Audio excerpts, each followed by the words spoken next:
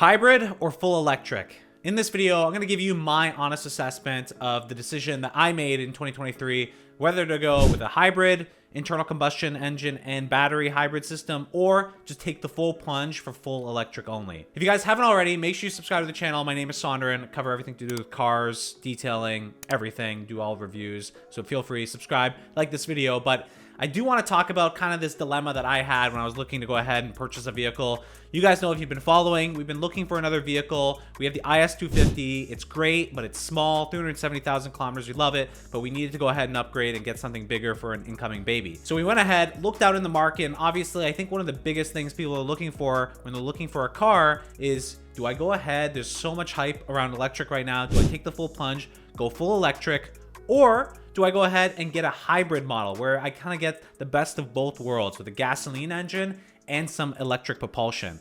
And, you know, I was back and forth on this. I'll be honest with you myself, you know, going through a whole bunch of different vehicles, the Tesla Model 3, the Tesla Model Y, looking at the Cadillac Lyriq, the Ioniq 5 from Hyundai, so many different options on full electric, and lots of them are great. And I think it's awesome that the industry is going this way. I'm a full believer in full electric. I'm all for it. But at the same time, it does have some of its fatal flaws, which made me consider, you know, should I be getting a hybrid vehicle or should I be getting a gas vehicle and kind of ditch the full electric play? So one thing to me, number one, is range. That's the biggest thing that I found driving any electric vehicle, especially here in Canada. You know, it's cold up here. Sometimes it does get to the point where it's like negative 20 degrees. I know it's not every time. For the people that were like hating on me for the previous video and said, Sonduren, that doesn't happen all the time. Look, I don't know where you live. I live in Ontario, and it happens frequently enough that you should care about it. If it gets negative 10, negative 15, it does happen. And those are the times, especially when it's cold, you don't want problems with your vehicle. So, you know, this example, it was negative 23. I was out north, and my Tesla had 20%, parked it overnight, it was dead. So it's those type of scenarios that like made me think, okay, is full electric ready? So that was number one, the fact that range, while some ranges on vehicles right now for full electric are about 500 to 550 kilometers, I think that's good. If you're in like a southern climate, I think you're fine. But the next part to this is not only that range and the impact of climate on that range, is the charging infrastructure. Now, if you have a Tesla, you don't have so much of a problem with that. You have the supercharging network. It's awesome. It's amazing. I've used it. Love it. But every single other manufacturer relies on this public charging infrastructure, which, from my personal experience in Canada and in Ontario, is atrocious. So my buddies, the Straight Pipes, also kind of gave me a ring and talked to me about this, and they basically said the same thing, right? It's just really bad, the charging infrastructure in Ontario. It really is difficult to charge your car at the stated speeds that it says, or even to get the charging stations to work. So those are some other things they have to think about with full electric. And I thought about it. I'm like, oh man, like this is going to happen more often than not. Like we get 5 months of winter here in Ontario.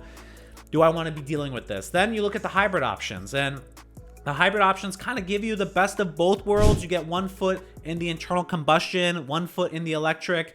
And that's actually one of the reasons why we went ahead and just recently purchased our 2023 Lexus NX 350h, and that's the hybrid model. You know, we went and waffled across a whole bunch of different cars, right? The Q5, the GV70, the GV70 electrified, the Ioniq 5, the Lyriq. We literally considered everything across the hybrid and full electric lineup, and we did end up coming to a decision around the hybrid. And I'll be honest with you, those two reasons I mentioned about the electric vehicles, the range, and then the charging infrastructure had us a little bit concerned. And I know it's not going to be a thing all the time. I absolutely understand that. But do I also feel like 500 kilometers of range at its best is good enough? And even if it's not negative 20, if it's negative 10, it's negative 5, or any type of winter, you're never going to get that stated range. You're absolutely not. So I don't care what you guys say, some of you, right, that maybe if you haven't driven electric vehicles, I've driven them. I've driven lots over a longer period of time, like significantly. And I can tell you from my experience, you know, the newest vehicles, 10%, 15% of degradation in terms of your range. On the older vehicles with more mileage, high kilometers, a little older technology in the battery cells, up to 30% reduction, right, in your range. So you have to think about all this stuff. And I just thought at the time, you know what? A hybrid's going to be the best. I get the internal combustion engine. That's fully supported. There's gas stations everywhere. And I still get phenomenal range because it's also supported by a hybrid battery. So I'm kind of getting the best of both worlds. And for a hybrid vehicle, they have two kind of options. In the Lexus's case, it's like a non-plug-in hybrid, so it just charges based on your braking and all of that and supports the engine. And so that gets you, like in our case, 6 liters per 100 kilometers on the highway or on average. Or you go into the plug-in hybrid system, which kind of goes into being the same problems again, but you still get the plug-in power. You go ahead, get much better range out of it, and you still have your internal combustion engine. So, you know, we ended up making the decision that today and probably in the next 5 to 10 years, a hybrid vehicle, maybe not 5 to 10 years. Actually, I'd love to hear your thoughts, but in terms of when the public charging infrastructure in Ontario or in North America improves, I think you could probably see that within 5 to 10 years. That's my guess. You know, if you have another guess, let me know in the comment box down below what that is, but that's my guess. So I thought, you know what, this Lexus we're gonna keep for a while. 5 to 10 years is quite a far time from now. You know, hybrid we thought was the best option. Especially, the other thing was, you know, it's 2023. The supply chain crunch has been crazy. Electric vehicles the parts are hard to come by. You can't even get them in stock.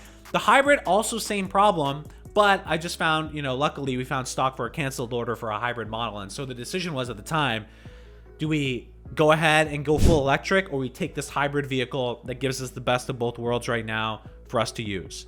And we went ahead and chose the hybrid for those kind of two main reasons. Now, having the hybrid has one disadvantage. Now you have an electrical component system and you have that gasoline system. So all of the additional benefits you get with full electric on the maintenance kind of goes away, which sucks, right? So instead of having to worry about oil changes, spark plugs, all that stuff, you have to worry about that going with a hybrid, where the electric you don't.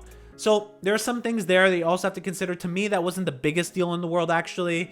But for an older car, it will become more of a issue. So in the short term, it's not, but in the longer term, it is. But at the end of the day, we kind of weighed the pros and cons of both, and we ended up deciding, you know what, we want the hybrid. So we got lucky with the canceled order on the NX350H. We got it. We love it so far, just over 1,000 kilometers. And I don't have that range anxiety that I would normally feel with full electric.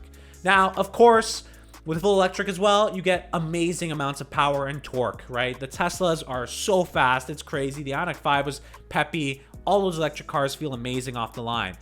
Is the hybrid going to give you that amount of power? No, but it will give you better boost and power in the lower end of the RPM range. When your normal daily driving kind of use cases, it'll feel way more peppy than just the internal combustion engine alone. So with all of that, it kind of ended up being, all right, let's go with the hybrid. We think that's going to be great for even the short, medium, and the long term. And I think, you know, if we're going to go electric in the future, we're going to get maybe wait, 5-10 years when they go with the solid state drives or solid state batteries. That's probably the next big technological advance for the battery technology on these EVs. So maybe we wait until then. But that's basically our thinking. You know, many of you, if you're watching this video, are probably maybe asking the same question, like, what should I do? Go full electric and hybrid? I really think you kind of got to go with the pros and cons. I think it's also based on your climate. It really is, right? Batteries, just like anything, my camera here, my phone, it's all impacted by the climate. If you're in a balmy climate, you know, great weather all around, you don't get really cold winters, I think the decision is way easier to go full electric. But if you're in a kind of situation where it's winter a lot of the time, you may go into freezing temperatures, your charging infrastructure around you is pretty bad. You know, maybe you don't have a charging system at home, or maybe you can't install one. You live in an apartment building, maybe you're renting, a whole bunch of different reasons why you might not be able to charge at home effectively. Then maybe you go hybrid. So those are my thoughts. Let me know if you guys agree. I'd love to hear what you guys think when making a decision between electric or hybrid. Honestly, like, I went back and forth on it so much, probably over the course of 6 months to a year, just waffling. What do I do? Do I go full hybrid, but or full electric? I want to take the jump into the newest technology, and this is the future of vehicles. And then at the same time, I'm like, oh God, like, I can't charge it properly. I have this range anxiety. It's going to drive me crazy. Do I go hybrid? There's a lot to think about. So I did want to make this video to kind of share like my thinking process around it, and then ended up making the final decision on hybrid. But yeah, let me know. What are you guys thinking?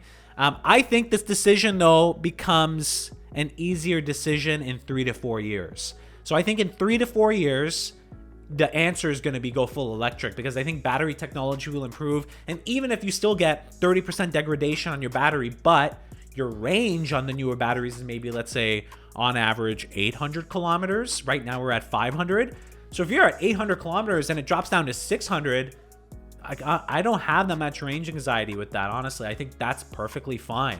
And then by that time, in 3 to 4 years, I hope the charging infrastructure improves just a little bit, or maybe more than a little bit. That would be ideal. So I think this is kind of more of a choice as of right now. I think in 3 to 4 years, you're going full electric, full stop. That's my opinion. But let me know your thoughts again. I hope you guys enjoyed this video. Make sure you like it.